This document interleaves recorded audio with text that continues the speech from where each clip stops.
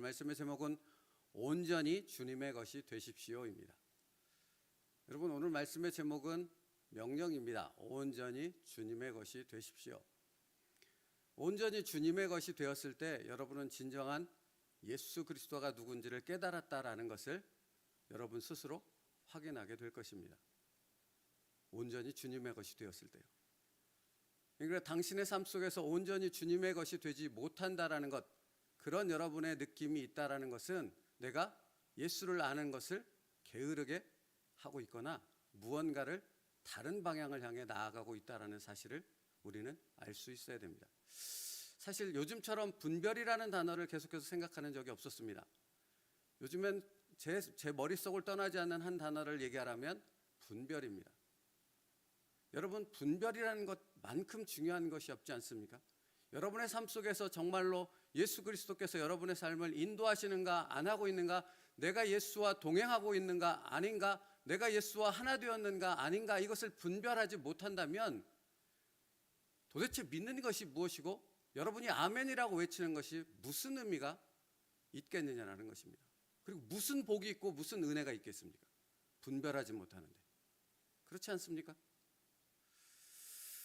오늘도 분별이라는 단어를 들으며 함께 말씀을 나눴으면 좋겠습니다. 오늘 말씀의 제목이 온전히 주님의 것이 되십시오. 명령이라고 말씀드렸습니다. 온전히 주님의 것이 된다는 것이 무엇입니까? 자신의 삶을 온전히 하나님의 주권에 맡길 수 있느냐라는 것입니다.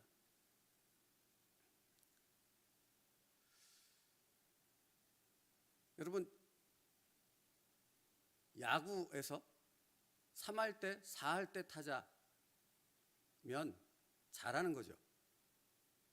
저도 야구를 잘 모릅니다만 어쨌든 뭐 뉴스에서든지 스포츠 뉴스에서든지 보면 3할 때, 4할 때 타자는 잘하는 거죠. 뛰어난 선수죠. 연봉이 굉장히 많겠죠. 근데 여러분, 가만히 생각해 보면 3할 때, 4할 때 타자는 10번 나오면 몇 번은 못 치는 겁니까? 못 치는 횟수가 많아요? 치는 횟수가 많아요? 못 치는 횟수가 많아요. 그래도 뛰어난 사람입니다. 왜 이 얘기를 하는지 아십니까? 온전케 되어진다는 것은 10에 10이 주님의 뜻을 따라 사는 사람이 되어야 한다는 말입니다. 결코 쉬운 게 아닙니다. 그러나 그것이 은혜이며 그것이 정말로 우리에게 주신 최고의 복이며 능력인 줄 믿습니다. 이것을 알아야 합니다. 여러분, 자신의 삶을 온전히 하나님의 주권 앞에 내어 맡긴다라는 것이 온전히 주님의 것이 된다라는 의미입니다. 그런데 먼저 생각해야 될 것은 자기의 마음과 생각을 주님의 뜻 앞에 내려놓지 못한다면 도대체 어떻게 하나님의 주권 앞에 자신의 삶을 맡길 수 있겠습니까?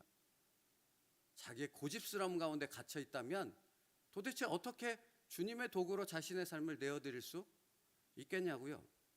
여러분, 계속해서 말씀드리겠습니다만 성령께서 그 사람을 통해 역사하실 수가 없어요. 하실래야. 맡기지 않는데요. 자기 고집이 더 센데요. 자기 생각이 더 강한데요.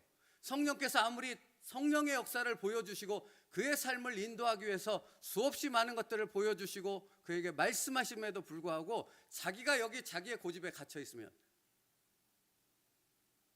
여러분 보십시오. 제가 오늘 청년 사울이 사도 바울이 된 얘기를 다시 또 할 것입니다. 청년 사울은 어째서 교회를 핍박했습니까?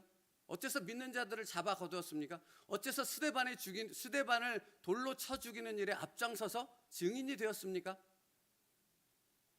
자기가 믿는 신앙, 자기가 올바르다고 생각하는 하나님, 자기가 믿는 그 신앙 안에 갇혀서 그것이 신념이 되어져서 그런 일들을 행함에 있어서 전혀 주저함이 없었습니다. 문제는 뭔지 아십니까?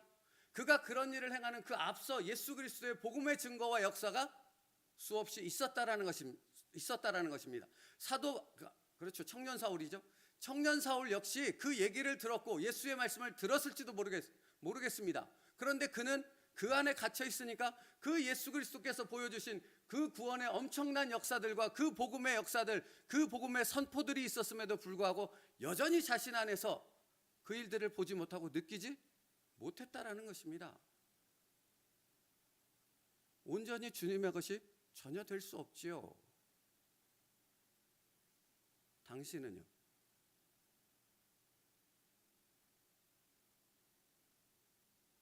그러니까 이렇게도 말할 수 있는 것입니다. 당신이 정말 하나님께서 보내신 분 예수 그리스도를 알지 못한다면 당신은 절대로 하나님께 당신의 인생을 의탁할 수 없습니다. 예수를 알지 못하기 때문에. 예수님이 아니고서는 그 누구도 하나님의 존전 앞에 나아갈 수 없다고 성경은 말하지 않습니까? 예수를 알지 못하는데 어떻게 하나님의 존전에 나가 하나님의 뜻을 알며 자기의 인생을 하나님의 손에 의탁할 수 있는 사람이 될 수 있겠습니까? 자기의 인생을 하나님의 손에 의탁할 수 없는데, 자기의 생각을 하나님 앞에 내려놓을 수 없는데 어떻게 온전한 주님의 것이 될 수 있겠습니까?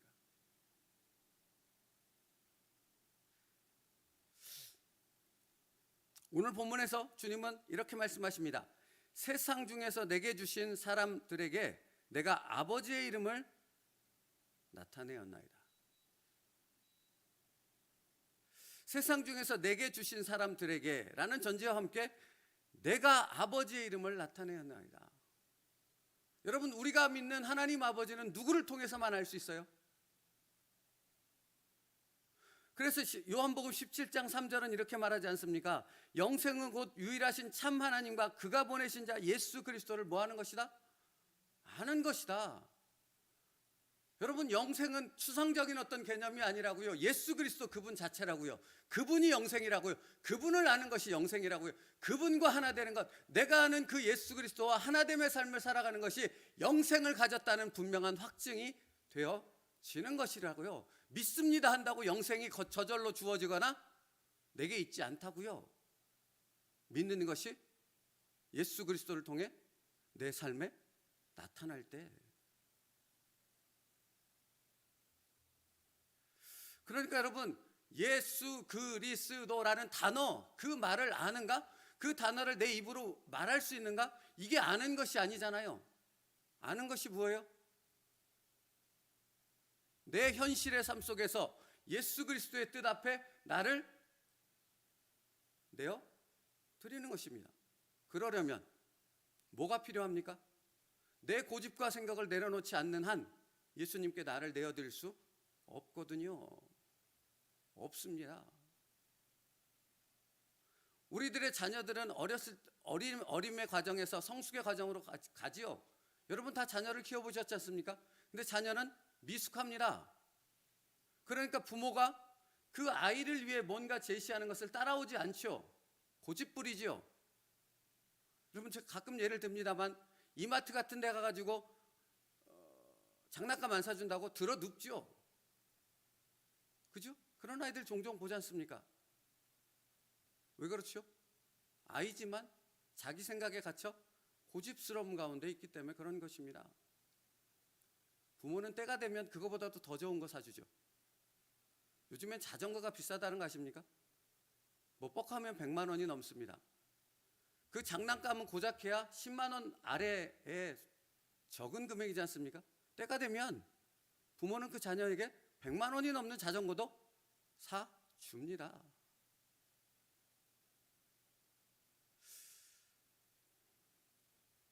단순히 예수 그리스도라는 단어를 읽을 수 있느냐, 그것이 아는 것이 아닙니다.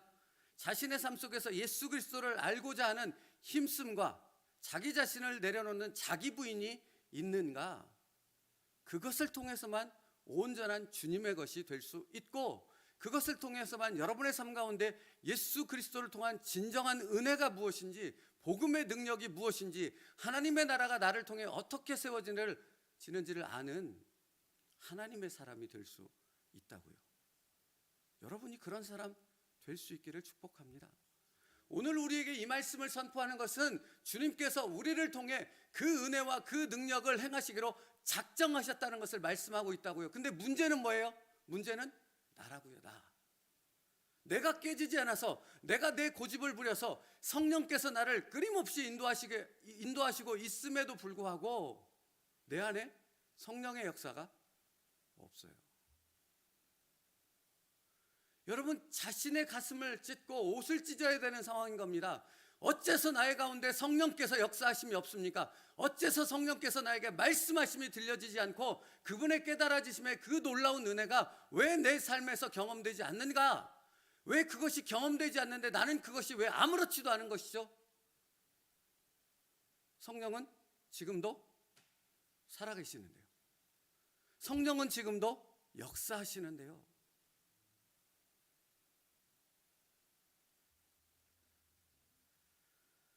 여러분, 그러니까 자신의 고집스러움에 갇혀있는 자를 통해서는 하나님의 역사가 일어날 수 없는 이유가 여기에 있습니다. 그의 삶 속에서는, 그의 사역 속에서는 성령의 일하심을 볼 수 없습니다. 제가 아까 청년 사울에 대한 이야기를 한다 했습니다. 청년 사울은 다메섹 도상에서 예수 그리스도를 만났습니다. 그렇지요? 그런데 여러분, 다메섹 도상에서 예수 그리스도, 부활하신 예수 그리스도를 그가 만났음에도 불구하고 그는 아무것도 할 수 없는, 다른 사람의 손에 이끌려서 갈 수밖에 없는, 눈이 보이지 않는, 눈에 여전히 비늘이 덮여 있는, 아무것도 말할 수 없고 아무것도 행할 수 없는 그런 상태에 있었다라고 성경은 기록하고 있습니다. 부활하신 예수 그리스도를 만났음에도 불구하고. 근데 그가 정말로 그의 비늘이 벗겨지고 정말로 예수 그리스도를 아는 자로, 예수 그리스도를 전하는 자로 바뀌는 그 과정 가운데 어떤 과정이 성경의 사도행전에 기록되고 있습니까? 성령께서 아나니아라는 사람을 그에게 보내십니다. 그리고 그 아나니아가 그 눈에 비늘이 덮여져서 아무것도 할 수 없는 무기력 가운데 있는 그 청년 사울에게 안수할 때 비로소 그 눈에서 비늘이 벗겨졌다고 성경은 기록하고 있습니다. 그리고 뭐라고 기록하는 건지 아세요? 아나니아가 떠나 그 집에 들어가서 그에게 안수하여 이르되, 형제 사울아, 주 곧 내가 오는 길에서 나타나셨던 예수께서 나를 보내어 너로 다시 보게 하시고, 그 다음에 뭐라고 기록하는지 들어보십시오. 성령으로 충만하게 하신다 하니 즉시 사울의 눈에서 비늘 같은 것이 벗어져 다시 보게 된지라. 일어나 세례를 받고 음식을 먹음에 강건하여지니라. 여러분, 여기서 강건하여진다라는 말은 단순히 육신에 힘이 생겼다 이 말을 의미하지 않습니다. 그의 비늘이 벗겨지면서 그는 이제 성령의 사람이 되어져서 영육간에 강건하여져서 하나님의 복음을 비로소 전할 수 있는 그런 온전한 하나님의 도구가 되어졌다는 의미를 여기에서 담고 있는 것입니다. 근데 여러분 보십시오. 여기 과정 가운데 우리가 절대로 무시하면 안 될 것이 무엇입니까? 여러분, 상식적으로 생각했을 때 가장 효과적이고 확실한 방법은 무엇입니까? 다메섹 도상에서 예수님이 청년 사울을 만났을 때 그의 눈이 이렇게 가려졌을 때, 그때 그것을 예수 그리스도께서 안수하셔서 직접 비늘을 벗겨주시면 그것만큼 효과적이고 탁월하고 확실한 증거는 없지 않습니까? 맞죠? 여러분도 저의 생각과 동일하죠? 그렇죠? 그것만큼 확실한 방법이 없습니다. 근데 주님은 그렇게 하지 않았다라는 것이에요. 누구를 쓰셨어요? 아나니아요. 여러분 사실 아시지 않습니까? 아나니아는 성령께서 청년 사울인데 가서 안수해줘 라고 했을 때 거부했습니다. 처음에. 아니, 하나님 제정신이십니까? 그 사람은 교회를 핍박하고 믿는 사람을 잡아 가두고 죽이기까지 한 사람입니다. 근데 저보고 그 사람한테 가라고요? 제정신이십니까? 지금 바르게 말씀하십니까? 이렇게 반응하지 않으셨습니까? 근데 그에게 강권적으로 가라고 말씀하셨습니다. 그리고 그가 안수할 때 비로소 그의 비늘이 바꿔졌고 청년 사울이 사도 바울이 될 수 있는 강건함 가운데 이를 수 있었다라는 것입니다. 이게 무엇을 말하는지 아십니까? 이게 예수 그리스도의 방법입니다. 우리의 생각과 이성과 상식으로는 이해할 수 없는 예수 그리스도의 방법이라고요. 당신을 뛰어넘는, 당신의 생각을 뛰어넘는, 당신의 경험과 당신의 이성적 생각을 뛰어넘는 예수 그리스도의 방법이라고요. 그뿐이 아닙니다. 사실은 오늘 시간이 없어서 말씀을 못 드리나, 청년 사울이 사도 바울로서 비로소 복음을 전하는 전도자, 성경을 가리킬 수 있는 그런 하나님의 리더가 되기 위해서는 또 한 사람의 조력자가 필요했습니다. 누군지 아십니까? 바나바입니다. 바나바입니다. 여러분 아십니까? 바나바는 온유한 사람입니다. 이미 성령의 사람이며 탁월한 하나님의 종이었습니다. 근데 그 바나바를 통해 청년 사울을 사도 바울로 세우시고 그 두 사람이 안디옥 교회 가서 복음을 전할 때 비로소 그리스도인이 되어지는 수많은 성령의 사람들을 세우는 하나님의 역사를 그 두 사람이 함께 이루어 갔다라는 사실입니다. 이게 예수 그리스도의 방법입니다. 성령의 일하심의 방식입니다. 그러면 여러분 옆에 있는 사람들을 통해 성령께서 역사하셔서 여러분을 바꾸시고 여러분을 진정한 주님의 온전한 도구가 되도록 만들어 가시는 그 과정을 어째서 부인하고 어째서 그것을 외면하느냐 하는 것입니다. 당신을 만지시고 계시는데요. 깨뜨리십시오. 예수 그리스도 이름으로 여러분의 고집을, 여러분의 갇혀진 생각을, 이것만이 옳아라고 얘기하는 여러분의 방식을 깨뜨리십시오. 그때 온전한 주님의 도구가 되어지는 여러분의 모습을 발견할 수 있을 것입니다. 여러분, 이것만큼 중요한 것이 어디 있겠냐고요. 그래서 분별을 말씀드리는 것입니다.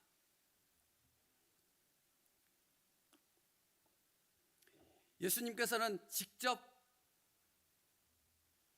사도 바울을 세우는 일을 행하시지 않고 아나니아를 통해, 바나바를 통해 성령의 사람 사도 바울을 세우시는 일을 하셨습니다. 그리고 그 주님의 일하심의 방법은 여기 우리에게까지 놀라운 복음의 선포가 이어질 수 있는 하나님의 나라가 세워지는 역사로 행해질 수 있었던 것이죠. 그러니까 여기의 핵심은 나를 정말로 주님의 도구로 내어 드릴 수 있는 그런 겸손과 온전한 순종과 그것을 아는, 예수 그리스도를 정말 아는 그 믿음의 지혜가 나에게 있느냐라는 것입니다. 없으면 당신의 모습은 이마트 길바닥에 누워서 장난감 사달라고 땡깡 쓰는 어린아이 수준에 불과하다라는 것입니다. 아직도. 나이가 중요합니까? 여러분의 직분이 중요합니까? 천만에요. 그런 것들은 아무 쓸모가 없습니다. 정말 예수 그리스도를 아는가? 그 예수 그리스도의 방식에 나의 뜻을, 나의 고집을 꺾을 수 있는가? 그 성령의 인도하심에 나를 온전히 내어드릴 수 있는가? 그러면 여러분 아십니까? 오늘도 챔버스 목사님도 분명히 얘기하시더라고요. 그러면 여러분의 삶 가운데서 여러분을 책임지시는 성령 하나님을 만나게 될 것입니다. 오늘 챔버스 목사님은 그래서 말씀을 이렇게 시작하세요. 선교사란 하나님의 영이 다음의 깨달음을 허락하시는 자들입니다. 너희는 너희 자신의 것이 아니라는 사실을 깨닫고 말하는 것이 영적 성장에 있어 높은 위치에 이른 것입니다. 나는 내 것이 아닙니다. 내 선택은 내가 가진 자유가 아닙니다. 주님께서 나를 향하신 뜻을 위해 자발적으로 주님께 순종하기 위해 내게 주신 자유함인 거죠.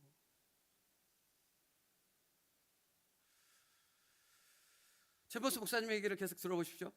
현실적인 소요 가운데서 성령의 인도함을 받는 진정한 삶의 특징은 뭐라고요? 현실적인 우리의 삶 속에서 성령의 인도하심을 받는 자의 특징이 무엇인가를 얘기합니다. 완전한 하나님의 주권 앞에 마음을 다해 자신을 비우고 다른 분께 자신을 맡겨 드리는 것입니다. 그러니까 여러분, 성령의 사람은 끊임없이 무엇에 집중해요? 자기의 삶을 인도하시는 그분께 집중하며 그분께 끊임없이 자기의 선택과 자기의 권리를 내어드리는 일에 집중한다고요. 그게 성령의 사람이라고요. 핏대를 세우며 자기의 길을 주장하며 자기의 고집을 말하는 자가 아니고 그것을 꺾고 나의 삶을 인도하시는 성령 하나님의 목적과 방향이 어디 있는가를 분별하기 위해서 애쓰는 사람이 바로 성령의 사람입니다.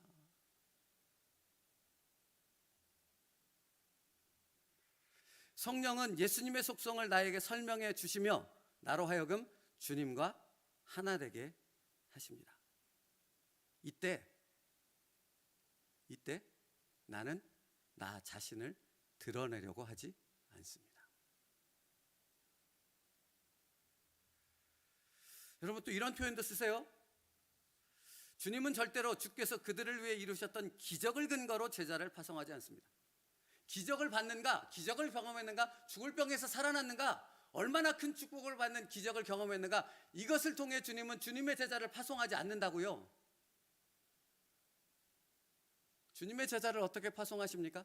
주님과 동고동락을 하면서 주님을 정말로 알고 자신의 삶 속에서 그 주님을, 예수 그리스도를 나의 구주로 정말로 인정하고 있는가, 이것을 보고 주님은 그 사람을 제자로, 사역자로 세우신다라는 것입니다. 그러니까 여러분, 주님을 알지 못하고 주님과 동고동락한다는 걸 알지 못하는 자가 사역자라고 말하는 것처럼 어리석고 미련한 것이 없는 겁니다. 뭘 공부했다고? 무슨 과정을 마쳤다고? 여러분, 그래서 한국교회가 망가지는 겁니다. 정말로 하나님이 쓰시는 하나님의 종은 끊임없이 자신의 삶을 이끄시는 성령 하나님을 주목합니다. 그리고 그분께 내 뜻을 내려놓는 끊임없는 자기 부인의 그 몸부림이 있습니다. 그러면 여러분, 성령께서 내 삶에 행하시는 그 열매들이 나타나요? 안 나타날 수가 없죠. 살아계시는데, 지금도 역사하시는데.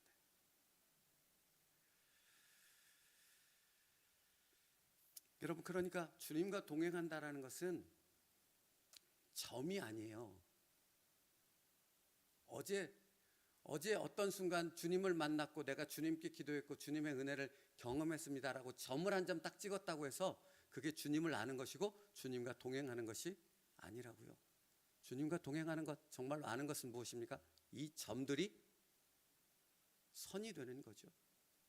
계속 지키는 것입니다. 계속 나는 나를 내려놓고 부인하는 것입니다. 그러니까 일상의 삶만큼 중요한 것이 없어요. 여러분의 살아가는 일상의 평범한 그 삶 속에서 끊임없이 성령을 인정하고 그 성령의 다스리심 앞에 나를 내려놓는 그 끊임없는 그 하나님 앞에서의 자기 부인이 있게 되어졌을 때, 그때 비로소 주님과의 동행, 주님과의 하나됨이 무엇인가를 알게 되고 온전케 되어지는 나의 모습을 여러분의 삶 속에서 발견하게 되어진답니다. 말씀 마치겠습니다. 사랑하는 성도 여러분, 무엇이 중요한 것입니까? 예수 그리스도를 정말로 아는 것이 중요한 것입니다. 수십 년 신앙생활 했으니까 알 것이야 라고 그냥 막연하게 생각하는 것, 여러분, 무서운 주님의 말씀을 잊지 마십시오. 이제 여러분이 이 땅의 삶을 마감하고 천국문 앞에서 주님 앞에 섰을 때 내가 주님을 알았겠거니 한 자들은 주님이 그 사람을 향해 뭐라고 말씀하십니까? 내가 도무지 너를 알지 못한다 하신답니다. 성경에 분명히 그렇게 말씀합니다. 근데 정말로 한 점 한 점이 찍혀서 계속된 주님 앞에 자기 부인과 자기 고집을 내려놓는 그 삶들로 이어졌을 때, 우리가 주님 앞에 서게 되어졌을 때 뭐라고 말씀하시겠습니까? 착하고 충성된 종아, 내가 너의 삶을 예배로 받았도다. 내가 너를 안다. 나와 함께 천국으로 들어가자. 이 음성을 듣는 저와 여러분 될 수 있기를 축복합니다. 예수 그리스도를 알아야 됩니다. 그 알을 위한 자기 부인이 날마다 매 순간마다 여러분의 삶 가운데 이루어져야 합니다. 그때 그런 사람이 될 수 있는 것입니다. 기도하겠습니다. 물은 내게 오는 자가 자기 부모와 처자와 형제와 자매와 더욱이 자기 목숨까지 미워하지 아니하면 능히 내 제자가 되지 못하고. 살아계신 하나님, 이 말씀에 담겨있는 이 말씀을 통해 우리에게 깨닫고자 하시는 주님의 메시지를 바로 깨닫는 하나님의 사람들 되게 하여 주시옵소서. 그때야 비로소 우리는 주님의 온전한 도구가 될 수 있사오니, 날마다 우리의 삶 속에서 그것을 깨닫게 하시는 성령의 인도하심 앞에 자기를 내려놓는 온전한 순종이 있게 하여 주시옵고, 그러한 계속된 삶을 통해 주님과 하나 되는, 주님과 동행하는 복된 은혜를 누릴 수 있는 여기 모인 세움누리교회 모든 성도들 될 수 있도록 축복하여 주시옵소서. 예수님의 이름으로 기도 올리옵나이다. 아멘.